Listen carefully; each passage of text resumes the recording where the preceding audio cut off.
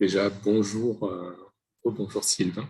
Merci encore pour vous rendre disponible pour témoigner avec nous. C'est toujours une demande assez forte des participants sur ce genre de temps, de voir, hein, mais concrètement, c'est quoi l'économie de la fonctionnalité, comment est-ce que ça se met en œuvre. Donc, en tant que participant et puis travailleurs aussi sur le programme Relief. Je pense que c'est intéressant de vous faire témoigner.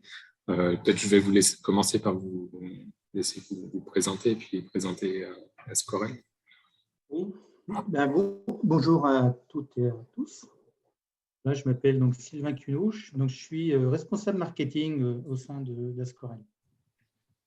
Donc Ascorel, c'est une société donc cette activité, c'est le développement, on fait de la production et de la commercialisation de systèmes d'électronique embarquée pour améliorer le contrôle et la sécurité pour les applications dans les travaux publics, les mines, les carrières, la lutte contre les incendies, également le travail en très haute hauteur.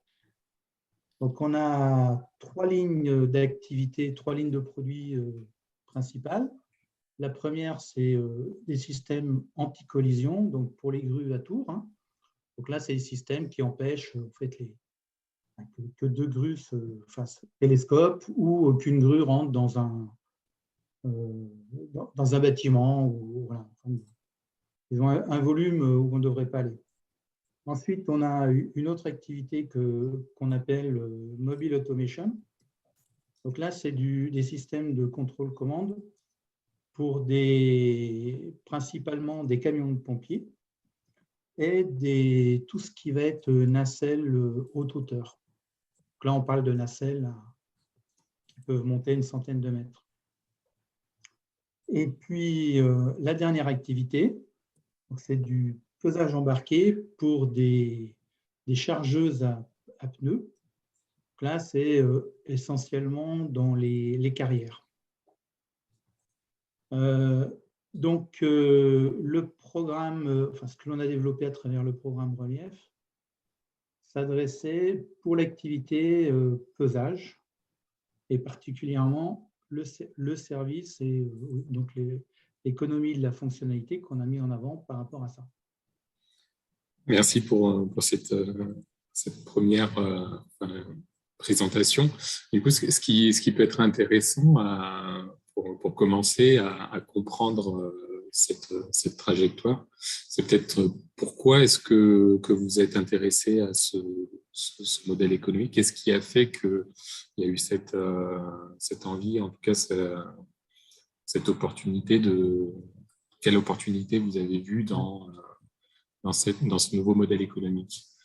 Oui, alors donc dans l'activité pesage, on a fourni les produits, mais également on a besoin de beaucoup de services. C'est-à-dire qu'on a un réseau, un maillage national qui nous permet de les installer. Donc une installation, mais également on a également tout le support qui va avec, c'est-à-dire une hotline où on intervient sur les incidents de tout ordre, d'ailleurs qui peuvent être liés à nos produits, mais qui peuvent être liés aussi au mauvais fonctionnement de la chargeuse. Il y a la formation, etc. Donc ça, c'est des activités qu'on avait traditionnellement. Et puis en fait, on s'est aperçu que finalement, toute cette activité de service, c'était finalement un élément différenciateur par rapport à nos concurrents. Et cette activité-là était peu valorisée. C'est-à-dire qu'elle était plutôt vue comme une activité qui était nécessaire, mais finalement, pas forcément comme un atout. Et donc, ça a été sur cette réflexion-là qu'on a, dans le programme Relief, qu'on a essayé de mettre ça en avant, quoi. C'est-à-dire, pour reformuler, resituer un petit peu, donc vous êtes toujours du coup concepteur et fabricant de ces produits de ces appareils de mesure, de pesage, etc. Et vous aviez cette activité qui est faite à la fois directement, mais aussi indirectement par un réseau de, on va l'appeler, on va dire, de services après-vente pour englober tout ça. Et il y a eu une prise de conscience qu'en fait, ce qui importait, c'était presque pas le produit. Enfin, bien sûr, il y a toujours cette notion de qualité qui est importante, mais que la valeur ajoutée d'Ascorel, c'était essentiellement sur cette activité de conseil, de formation, d'accompagnement aussi à l'utilisation. Oui, voilà, alors c'est vrai l'idée qu'il y a derrière, c'est par rapport à une offre de produits, c'est d'essayer d'identifier et de rajouter de la valeur. Et donc, bien sûr, on travaille toujours sur le produit, sur des fonctionnalités nouvelles, la différenciation. Et finalement, la valeur aussi qu'il y a derrière, c'est tout ce qu'on peut mettre par rapport au service. Alors, ça va être très large, hein. Ça peut aller, bien sûr, tout ce qui va être maintenant dépannage, mais ça peut être également l'exploitation des données, ça peut être, c'est très, très, très vague, très vague, enfin large. Et donc le challenge, c'est d'arriver à en fait créer une offre pour mettre en avant en fait toute cette partie service et produits également en même temps. Donc là, voilà, c'est la démarche qu'on a entrepris. Et là, on voit tout le sens du coup du terme et de la fonctionnalité où vous vous concentrez du coup sur la fonction, sur la proposition d'une solution, et en fait, le produit vient juste est juste un support en fait de réponse à la solution, non plus le cœur de ce que vous proposez. Il y a une chose qui est intéressante aussi, je trouve, dans votre trajectoire, ça a été la façon dont vous l'avez conçue, cette nouvelle offre. C'est-à-dire que vous vous êtes rendu compte que c'était pas que du marketing, qu'il y avait plein de forces à mobiliser en interne, mais aussi des ressources en externe. Et du coup, c'est un peu la coopération à la fois interne et interne qui ont permis d'avoir ces différents temps.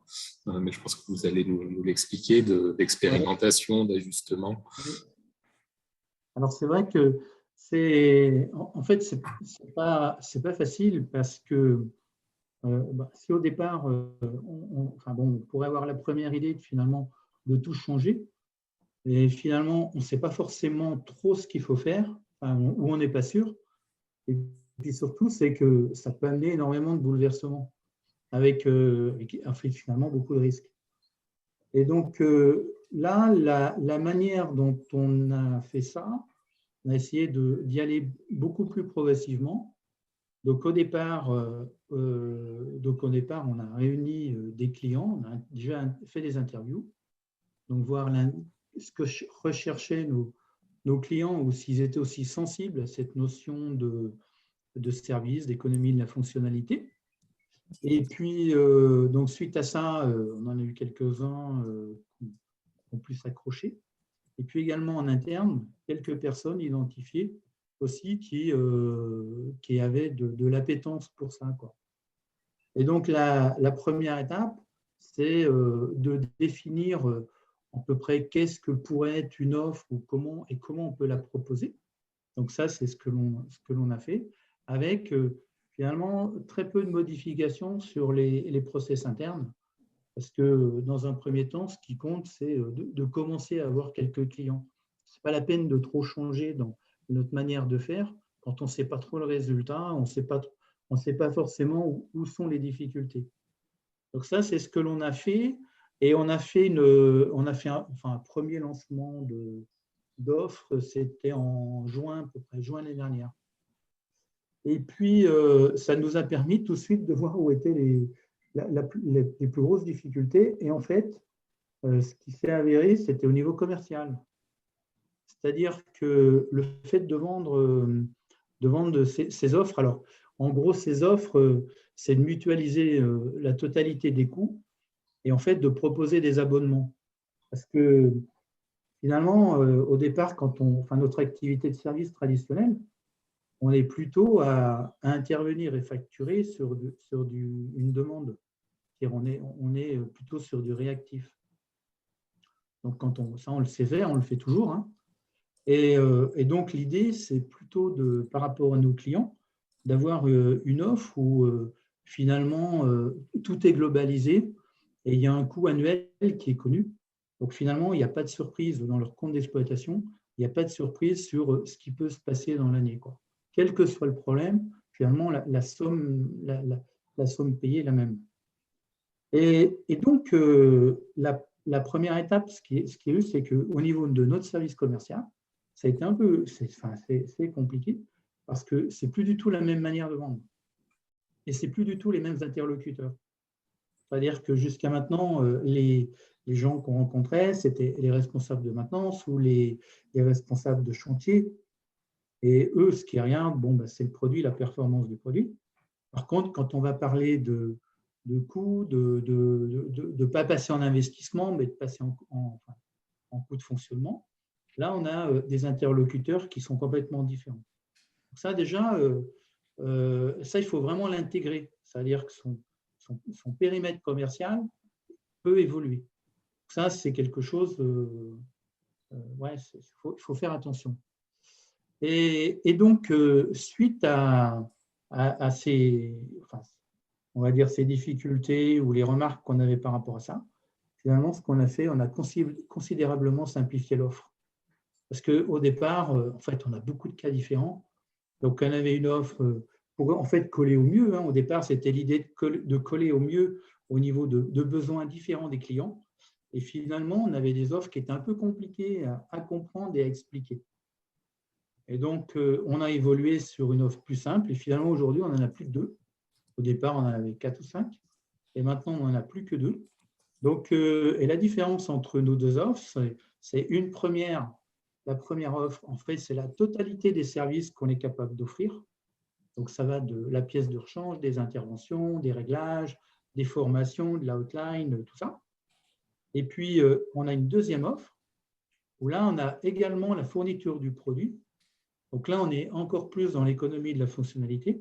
C'est-à-dire qu'à ce moment-là, notre client, n'achète même plus son produit. En fait, il paye une prestation. Dans ce cas-là, c'est une prestation de pesage. Et donc, nous, on garantit que la chargeuse est toujours en condition de pouvoir peser. Donc, on garantit les temps d'intervention, on garantit une disponibilité du matériel. Donc ça, c'est une évolution. Et finalement, on est arrivé deux offres très simples qui sont assez simples à marketer, assez simples à expliquer. Et finalement, le service commercial, c'est très facile à porter. Parce que, surtout au départ, quand on a peu de chiffre d'affaires là-dessus, la difficulté, c'est comment on peut mobiliser des ressources commerciales à travailler sur une activité ou une nouvelle offre qui ne génère pas de chiffre d'affaires. Ça aussi, c'est quelque chose qu'il faut absolument prendre en compte parce que nos activités principales, elles continuent. On n'a pas complètement bouleversé notre société pour travailler là-dessus. On ne peut pas. Donc, il faut arriver à l'introduire, j'allais dire, doucement. Alors, également, je pense que ce qui est important et ce que moi j'ai vu et ce qui est toujours vrai et ça va continuer, c'est qu'il y a quand même une évolution dans la perception du métier et du résultat au niveau d'une société. Parce que finalement, on a une notion on commence à avoir des notions de service et d'abonnement et non plus de la vente de produits. Et finalement, l'état d'esprit est complètement différent. Je dirais presque, si on poussait ça à l'excès, on pourrait, à la limite, peu importe le produit, on pourrait le donner. Le produit presque n'a plus de valeur. Ce qui compte, c'est le service. Et donc, finalement, pourquoi ? Parce que si le service correspond réellement à une attente des clients, Et finalement, on aura un abonnement et puis on a un chiffre d'affaires qui est récurrent. Et en fait, c'est ce qu'on veut parce que c'est extrêmement intéressant. Après, on sait à peu près chaque année, on peut presque connaître son chiffre d'affaires. Donc ça, c'est très bien. Et donc là, l'état d'esprit, il faut que l'état d'esprit change. Alors ça, il y a un impact quand même sur les process en interne. Il faut bien comprendre, on n'est plus… Il y a des problèmes très pratiques. Comment on facture un abonnement, comment on n'oublie pas, enfin, tous ces trucs-là. Il y a quand même des évolutions à faire. Enfin, nous, on a été obligé de le faire dans notre ERP parce qu'on avait un ERP qui était formaté vente de produits. Mais c'est intéressant ce que vous dites, et c'est là que la notion de trajectoire aussi, elle prend son sens. C'est qu'on commence pas à pas, on essaye, on fait un pas en avant, 2 pas en arrière des fois. Après, des fois, c'est l'inverse, on fait 3 pas en avant, 1 pas en arrière. Et quelque chose qu'on s'est dit du coup en préparant, et que je trouvais ça très, très intéressant et très pertinent. Il me semble qu'on en parlait pour les techniciens et pour les commerciaux, c'était de ne pas se mettre de pas forcément se fixer des objectifs pour ne pas se mettre dans une situation d'échec, dans une impression en tout cas, une situation d'échec qui du coup pouvait être contre-productive. Et ça, je trouve que dans votre trajectoire, c'est quelque chose qui ressort énormément. Déjà avec la première phase de compréhension du besoin avec vos clients, qui a permis aussi de révéler la valeur que vous apportez par les services que vous dispensez et qui vous avez, je pense, qui a participé aussi au fait de dire, et je trouve que c'est assez fort de dire, on pourrait presque donner en fait le bien qu'on produit, et c'est les services qu'il y a autour qui sont la réelle valeur en fait de ce qu'on produit. Je trouve que c'est assez fort comme image, en tout cas, comme résumé. Et c'est peut-être là aussi la différence qu'on peut faire avec de la location, parce qu'on nous pose souvent quelle est la différence entre la location et la fonctionnalité. Les collègues de la fonctionnalité, elles cherchent justement, par le service, par la compréhension du besoin, à apporter une plus-value, une valeur ajoutée au bien qu'on met à disposition. C'est vrai que c'est vrai qu'au départ, bien sûr, quand on commence ça, on a toujours beaucoup d'ambition. On voudrait arriver, on a toujours plein d'objectifs. Mais en fait, ce qu'il faut voir, c'est que, enfin, nous, on l'a inscrit comme ça, on l'a inscrit dans le temps. C'est-à-dire qu'on sait que c'est compliqué à faire, on sait que c'est entre guillemets, une révolution, une évolution des mentalités, aussi bien chez nos clients que chez nous. Et donc, il ne faut pas avoir des attentes trop élevées parce qu'on ne sait pas trop exactement ce qu'il faut proposer. Donc, on essaie. On sait que dans le temps, l'offre va évoluer, mais également, ce qui est intéressant, c'est que finalement, on commence à habituer aussi bien nos clients que, j'allais dire, toute la structure interne sur ce genre d'activité. Donc, derrière, on perçoit de nouvelles offres, on a de nouvelles idées, et en fait, c'est beaucoup plus facile après à introduire. Parce que finalement, si on regarde, même à titre personnel, tout ce qui est la mutualisation des coûts, les abonnements, c'est de plus en plus comme ça, pour tout. Même des biens qui sont très chers, on voit par exemple pour les automobiles, pour tout. Donc c'est quelque chose qui se diffuse de partout. Donc simplement, on ne peut pas tout changer tout de suite, mais c'est une tendance. Donc après, il faut trouver la bonne adéquation. Des fois, et là, il faut tâtonner un peu. Et des fois, il y a des opportunités, mais ça permet de bien comprendre les mécanismes, de ce qu'il y a à faire, où sont les risques, les problèmes, ce qu'il faut éviter. Et donc, quand on va multiplier ça sur des offres différentes, peut-être dans des secteurs d'activité différents, ça sera d'autant plus simple. Ça, moi, c'est ce que je pourrais conseiller, quoi. De ne pas vouloir… parce que le risque, si on veut aller trop… Enfin, c'est pas que si on ne veut pas aller trop vite, mais si on met le curseur trop haut et qu'on ne l'atteint pas, en fait, le risque, c'est qu'on arrête. Et là, ça peut prendre, je dirais, avant d'arriver peut-être à ce que l'on souhaite, peut-être que ça prendra 5-6 ans. Hein. C'est possible. Hein. Et j'avais une question, Sylvain, à vous poser. Vous évoquiez du coup les changements que ça peut avoir en interne. Vous avez évoqué l'impact sur les commerciaux, potentiellement les techniciens, puis d'autres personnes. Mais déjà sur ces deux populations-là, est-ce que vous pouvez en dire un peu plus sur en quoi ça a un impact sur leur quotidien de travail? Eh bien, déjà, par exemple, il y a un truc tout simple, c'est au niveau commercial, bon, sans parler des interlocuteurs, c'est plus les mêmes. Donc, ça veut dire que dans leur travail, il faut déjà qu'ils identifient des nouveaux interlocuteurs. Le message qui est porté n'est plus le même. Donc, ça sort un peu de leurs habitudes. Et puis après, il y a des choses très simples. C'est par exemple dans les calculs de primes. Parce qu'ils ne vendent plus la même chose. Ce n'est plus les mêmes montants. Les efforts sont les mêmes. Donc, la difficulté, c'est comment on peut les inciter à travailler sur un sujet où ça leur rapporte moins. Donc, tout ça, il faut quand même un peu de négociation. Et puis, il faut le gérer. Il faut avoir conscience de ça. Ensuite, au niveau support, je dirais que l'évolution peut-être la plus compliquée, enfin humainement, c'est que dans ces services, donc dans les offres, on veut valoriser notre service et ce que l'on fait.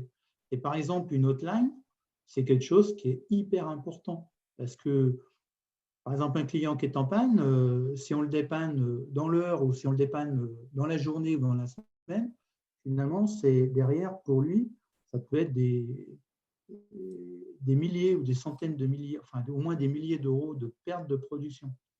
Donc, la rapidité est importante. Et donc, de dire les clients abonnés, les clients qui souscrivent à ce service-là, ils doivent être prioritaires.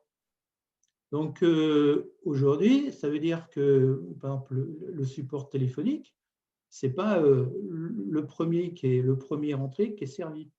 C'est-à-dire un client qui n'a pas d'offre, qui ne veut pas souscrire, et ben on ne va peut-être pas lui répondre tout de suite. On va le faire patienter, on le fera plus tard. Et donc, ça veut dire qu'au niveau du support, il faut expliquer que non, vous n'avez pas l'abonnement, ben vous n'êtes pas prioritaire. Ça, c'est des choses qu'ils n'avaient pas l'habitude de faire. On est plutôt dans aider tout le monde. Donc, ça aussi, on oblige parce qu'on veut aussi forcer nos clients à aller sur ces offres et montrer qu'il y a vraiment un plus.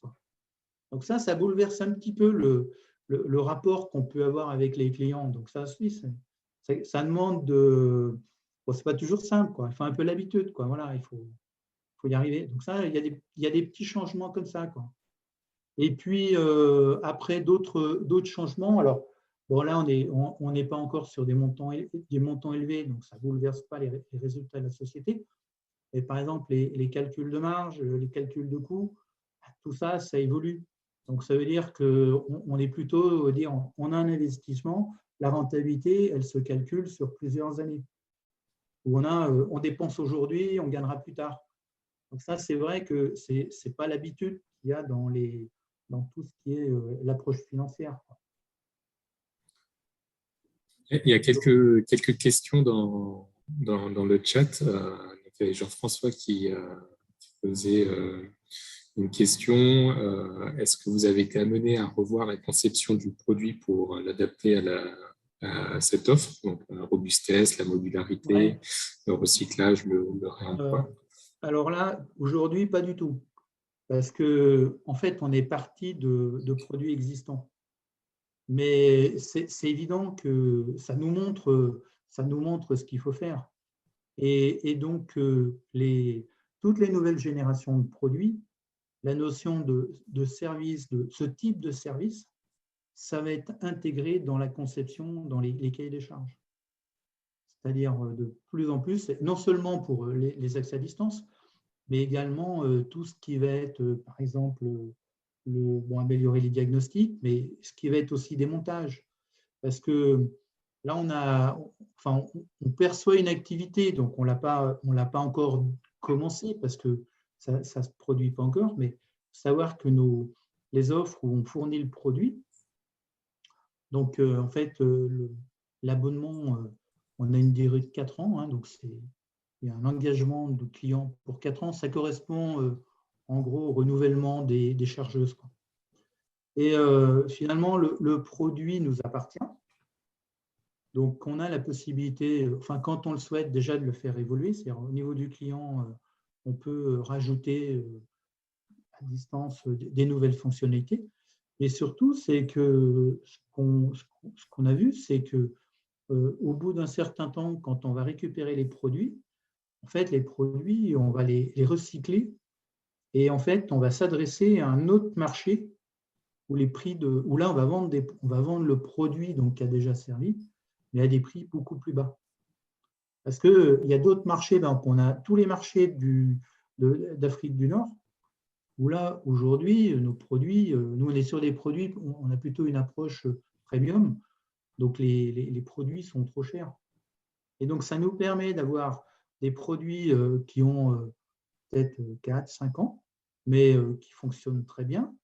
Et donc, on va remettre à neuf et en fait aller sur ces marchés-là avec toutes les fonctionnalités et avec des prix qui n'ont rien à voir avec des produits neufs. Donc ça, c'est dans ce sens-là aussi, c'est très profitable parce que finalement, ça revient à presque, j'allais dire, vendre 2 fois le produit, mais pas loin. Donc ça, c'est bien ça. Donc pareil, derrière, il y a toute une structure à mettre en place pour remettre les produits à jour, etc. Et ça, plus on l'intégrera plus tard dans la conception, plus ça sera simple. Donc là, on n'est pas, voilà, aujourd'hui, on n'a pas modifié nos produits pour ça, parce que ce qui comptait avant tout, ce qui est important, c'est d'avoir des clients. Hein, c'est d'abord de développer notre activité commerciale, d'abord d'avoir des abonnements, et puis dans un second temps, c'est certain qu'il y a une motivation sur la réduction de tous les coûts qui sont liés à ça.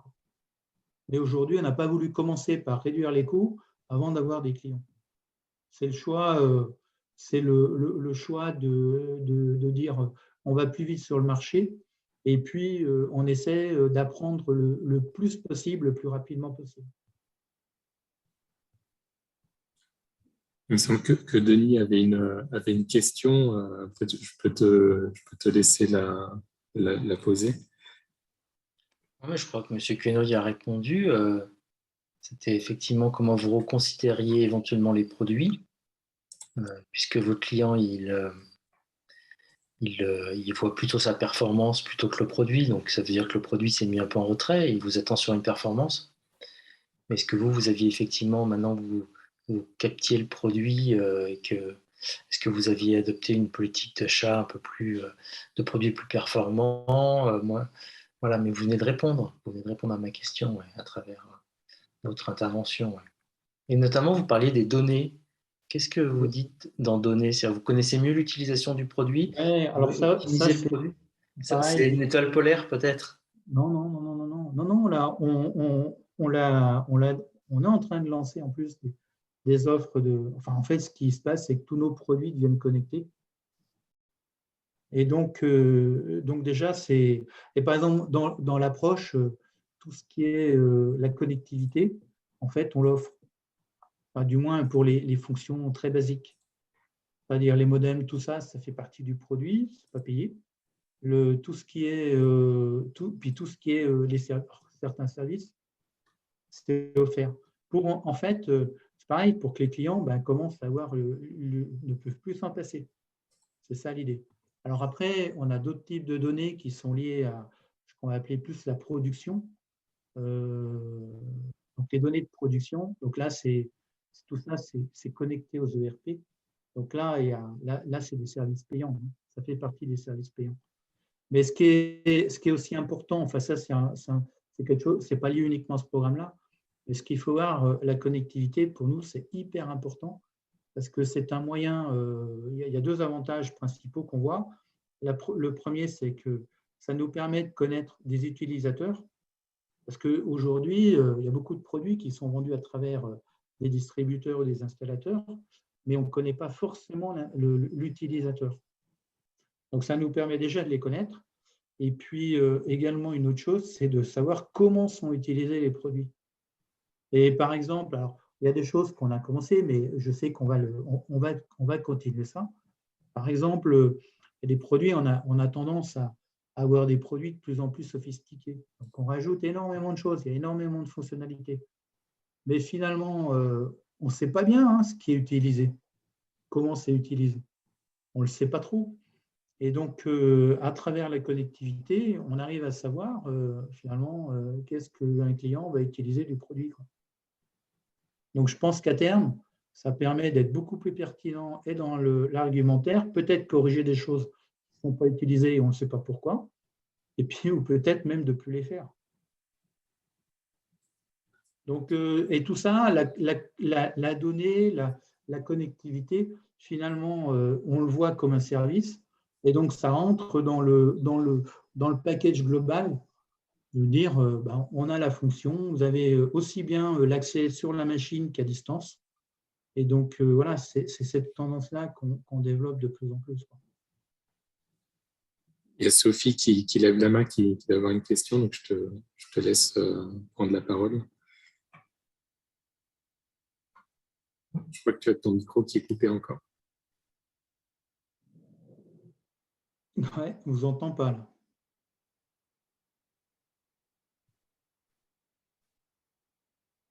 Alors, je ne sais pas si... Sophie? Oui, c'est mieux avec le micro. Merci. Alors. Non, je disais merci beaucoup pour ce partage. Et je vous suis tout à fait sur le... Enfin, je ne me suis pas présentée. Moi, donc, je suis dans la région Rhône-Alpes aussi. J'ai fait partie à un moment donné d'un club francilien et puis j'ai pu travailler un peu avec des entreprises, notamment une entreprise des Hauts-de-France, sur une trajectoire comme ça de transformation et comme vous dites, par petites touches. Et il y a beaucoup de ressemblances sur la transformation du métier de commercial. Donc, du coup, ça met un petit peu en écho certaines questions. Notamment, alors je vais essayer de les prioriser, la question du rapport du travail entre le commercial et le technicien, dans la promesse que peut donner le commercial et dans un modèle classique, et après le technicien doit réaliser, enfin il faut que ça puisse marcher. Et puis après, sur tout ce qui est finalement l'analyse du besoin, tant par le technicien d'ailleurs, ce que vous disiez, ou par les données. Les données montrent qu'ils n'utilisent pas trop ce qu'on pensait qu'ils utiliseraient. Et du coup, qu'est-ce que ça raconte? Comment c'est interrogé?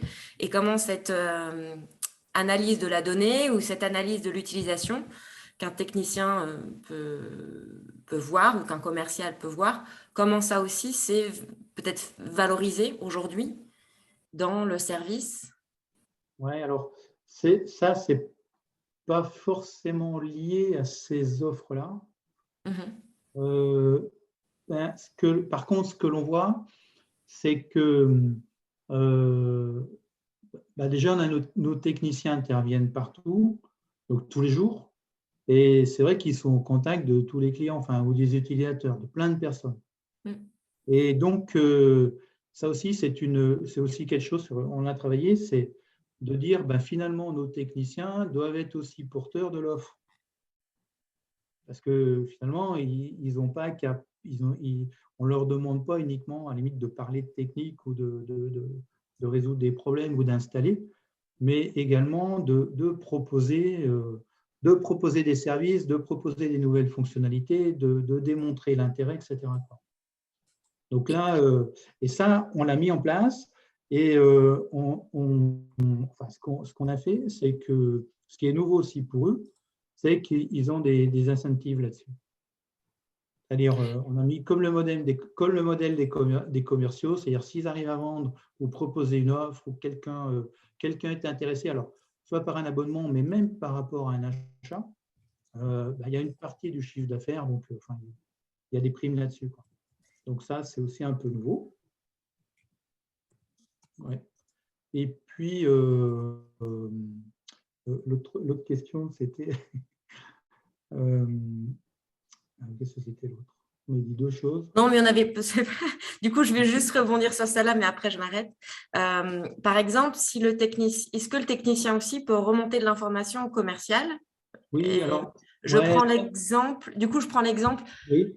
Et peut-être qu'il vous arrive, un technicien qui voit finalement que le client demande une intervention, mais qu'en fait, cette intervention, elle n'est pas utile. En fait, il n'y a pas de problème de panne, je sais pas, c'est l'utilisation qui n'est pas bonne de la machine par le client ou la machine complètement, je sais pas, a été mal conçue. Et donc, il y a comme une dépense inutile qui est permise par le technicien qui a pu diagnostiquer qu'il ne fallait pas remplacer la pièce. Mais du coup, c'est une perte quelque part pour vous, parce qu'il n'y aura peut-être pas de vente d'autres choses. Oui. Mais en même temps, c'est dans l'économie de la fonctionnalité, on peut y voir une pertinence de service. On a évité une dépense inutile, voire une intervention. Et est-ce que ça, si c'est fait, il y a une manière de le valoriser? Et puis, je vais m'arrêter là. Merci. Alors, ça, c'est des choses qui arrivent souvent, parce que quand on a notre système, c'est-à-dire que notre système, le pesage, c'est basé sur l'hydraulique de la machine. Donc, par exemple, si on pourrait avoir une panne de notre système, mais s'il y a une panne de la machine, on pèse mal, quoi. C'est un peu, je sais pas, des problèmes de pression ou de mauvais entretien de la machine, le pesage ne va pas être correct. Et donc, au départ, le client, lui, ce qu'il voit, c'est qu'il pensait, je ne sais pas moi, avoir une tonne, et puis en fait, il a 800 kilos, donc il dit non, ça ne va pas. Donc, c'est souvent qu'on intervient et qu'on arrive à, finalement, le constat qu'on fait, notre produit n'est pas du tout en cause. Donc là, généralement, c'est plutôt mis en avant comme d'abord une expertise, on a la compréhension de l'application, et puis de conseils. Ça peut être aussi la manière d'utiliser la machine, la manière de peser. Le produit n'est absolument pas en cause, mais par exemple, le chauffeur va peut-être aller trop vite, pas comme il faut, et donc le résultat ne sera pas bon. Et donc, tout ça, on intervient. Alors, des fois, on se fait payer, des fois, on ne se fait pas payer, quoi. C'est l'un dans l'autre, ça arrive, mais c'est vu comme… ce qu'il faut voir, c'est que derrière, finalement, c'est une expertise que l'on a, donc on est reconnu pour ça, et finalement, les clients sont fidélisés. Donc, dans le temps, c'est des choses qui se font dans le temps, ça. C'est sûr que si on cherche la rentabilité absolument sur chaque intervention ou chaque coup de fil, ce n'est pas possible. Ça marche peut-être un temps, mais dans le temps, ce n'est pas possible, quoi. Donc, c'est tout ça aussi qu'on a voulu valoriser, parce que finalement, c'est quelque chose que l'on faisait et qu'on ne le mettait pas assez en avant. Donc, des fois, ce qu'on dit, c'était un mal nécessaire presque. Mais non, pas du tout, hein. Finalement, il y a énormément de valeur là-dessus. Parce que ce qu'il faut voir notamment dans notre secteur d'activité, tout ce qui est travaux publics, il faut voir qu'il y a également énormément de turnover. Donc, les utilisateurs, les chauffeurs, tout ça, mais ils ont peu d'expérience, il y a beaucoup de gens, ça tourne. Donc, il y a beaucoup de questions par rapport à ça. Donc, c'est vrai que c'est précieux, quoi. En général, nos interventions sont plutôt reconnues, quoi. Alors également, ce qu'on a, il faut savoir que chaque fois qu'on fait une intervention, chaque fois qu'on fait une installation, également, on a mis en place des questionnaires de satisfaction. C'est-à-dire, on fait évaluer par nos clients la qualité de l'intervention. Donc, ça nous permet, nous, derrière, de voir comment c'est reçu. Ça marche très bien. Et puis surtout, c'est quand il y a des fois qu'il y en a quelques-uns où on est mal noté, on va dire comme ça permet, même au niveau du management, d'avoir une attention particulière par rapport à ce client-là et de savoir la raison, quoi. Alors également, l'autre question, c'était de récupérer les demandes clients, les besoins clients. Alors là, on a la chance d'avoir, nous, une petite société. Au total, on est 65 à peu près. Et donc, finalement, on n'a pas beaucoup de strates. Donc, les informations remontent quand même pas mal. On a des systèmes d'enregistrement de toutes les demandes qui, après, sont traitées ultérieurement. Donc, bon, je ne prétends pas dire qu'on capte tout, mais on capte pas mal de choses. On a beaucoup de réunions de formation, enfin en interne, de formation produit, sur les services, sur les produits, où tout le monde est là. Donc, il y a beaucoup d'échanges. Tout ce qui est nouvelles fonctionnalités avant de développer, il y a beaucoup aussi d'allers-retours. Donc, on essaie vraiment de bien coller à des besoins clients, alors qui sont diffus. La difficulté, elle est là, c'est que c'est très diffus. Des fois, c'est très varié. Des fois, c'est unique, ça peut être unique. Enfin, d'une manière générale, quand ça va dans l'idée d'amélioration de l'offre, on le fait encore assez volontairement. Et là, on est en train de… Enfin, je reviens sur la connectivité, qui est aussi une autre manière de récupérer des choses. C'est que là, on est en train de le faire. C'est sur les… Donc, nos clients peuvent se connecter sur les pages web pour avoir leurs données. Mais on leur met un espace comme un espace de chat où ils peuvent en fait faire part de leurs souhaits. Donc là, l'idée, c'est carrément et puis avoir une notification, c'est-à-dire de récupérer le plus loin possible, finalement, des besoins. Parce que toujours pareil, notre service technique va peut-être rencontrer une certaine population, nos commerciaux aussi, mais on n'a peut-être pas toujours toutes les personnes. Donc, c'est essayer d'étendre au maximum. C'est un peu notre manière de travailler. Il y a une dernière question du coup de Sophie, si on peut y répondre après assez rapidement pour que James et moi on ait le temps de finir avant 18h. Oui. Rapidement, on va dire, on se laisse encore 5 minutes et on fera l'exercice avec James de condenser parce que c'est toujours intéressant d'avoir ces témoignages. Sophie, je vous laisse. Merci, la question sera brève du coup. Merci pour votre présentation, c'était vraiment très intéressant. La question que j'avais, c'est que vous avez dit que vous aviez un maillage sur tout le territoire pour ce qui est des interventions de services. Du coup, j'imagine que vous faites appel à des partenaires, des prestataires externes. Vous disiez que vous étiez 65. Donc voilà, la question c'est comment vous faites pour organiser concrètement, localement les interventions, quoi. Ouais. Alors, on a quelques partenaires. On a 3 ou 4 sur la France. Sinon, les personnes, ça se corrèle. C'est vrai que des fois, le territoire, il y a des kilomètres à parcourir. Donc, les interventions, il faut voir que la plupart des interventions se font, enfin, disons qu'on est dans l'urgence, en général, c'est beaucoup par téléphone. Après, les interventions qu'on a, c'est ce qu'on a organisé, il y a les visites annuelles, enfin préventives, on va dire comme ça. Et puis également, dans le pesage, on a une partie, ce qu'on appelle pour les transactions commerciales, où là, on est obligé tous les ans d'avoir une vérification très spécifique par des organismes nationaux pour pouvoir en fait facturer. Et donc ça, en fait, c'est nous qui en sommes maîtres, puisque le client, on garantit la fonctionnalité. Donc on l'organise, donc on organise nos plannings pour, en fait, entre autres, optimiser nos coûts. Donc on ne répond pas, c'est ça l'avantage, c'est que ce n'est pas les clients qui nous appellent pour venir, c'est nous, en fait, qui nous organisons. Donc ça, c'est plus intéressant et c'est beaucoup plus optimum, quoi. Okay, mais bon, c'est vrai que, là, pour le moment, on n'en a encore pas trop, mais c'est vrai que si on n'avait que ça, on pourrait peut-être arriver à un problème d'organisation. Hein. Bon, voilà, on ne sait pas encore. Hein. Enfin, je dirais que à la fin, c'est des bons problèmes, ça. Hein.